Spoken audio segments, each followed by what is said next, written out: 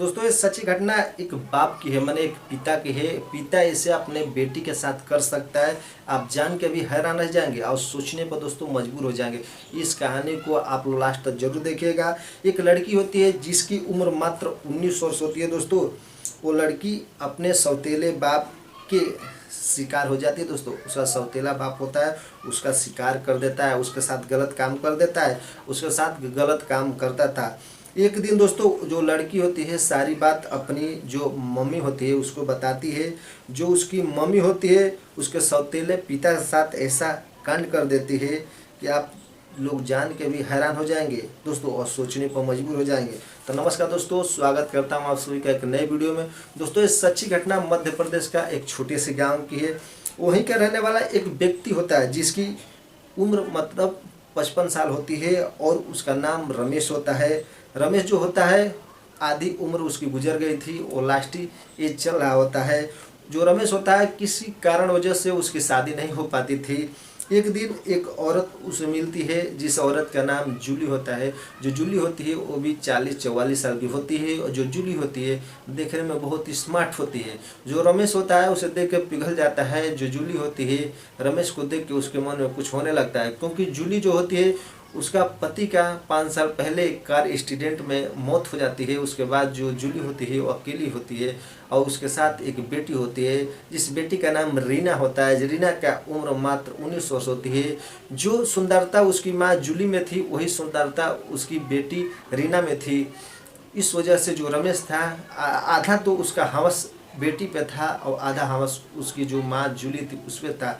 जो रमेश था जो जूली से ये बोलता है कि मैं तुम्हारे साथ शादी करूंगा, मैं तुम्हारी बेटी का भी ख्याल रखूंगा। जो जूली होती है वो मान जाती है और रमेश के साथ तौर तरीके से शादी कर लेते हैं। शादी के बाद रमेश के साथ रहने लगती है। जो रमेश होता है बहुत अच्छे से ध्यान रखता था जूली को भी, और जो लड़की थी रीना उसको भी बहुत अच्छे से ख्याल रखता था, सब कुछ मेंटेन करके रखता था। 2-4 साल बीत जाते हैं तो एक दिन जो जूली होती है कुछ काम की वजह से अपने सहेली के यहाँ चली जाती है। जो रमेश होता है वो घर पर होता है। जो जूली होती है वो भी, जूली की लड़की जो रीना होती है वो भी घर पर होती है। उस दिन रीना की जो स्कूल की छुट्टी होती है, दिन रविवार होता है। जो रीना होती है दोस्तों हॉल में बैठ के टीवी देख रही होती है सोफे पे। जो उसका पिता सौतेला पिता होता है रमेश होता है उसके पीछे से आता है, उसके साथ छेड़खानी करने लगता है। ये सब देख के जो रीना होती है वो धक्का लगा के अपने सौतेले पिता को वहाँ से अपने बेडरूम में चली जाती है। जो रमेश होता है पीछे पीछे रीना के चला जाता है और जैसे ही बेडरूम में रीना पहुँचती है तो पीछे से रमेश भी पहुँच जाता है।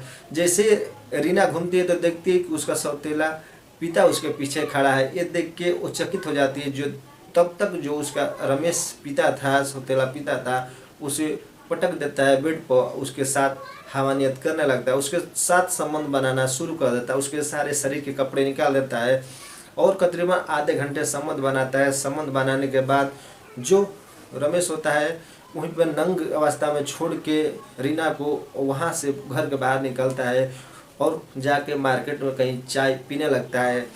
कुछ देर बाद जो उसकी मम्मी होती है रीना की जूली होती है घर आती है तो जो जूली से सारी बात रीना जो उसकी बेटी होती है बताती है कि मेरे साथ सौतेला मेरा पिताजी ऐसे किए।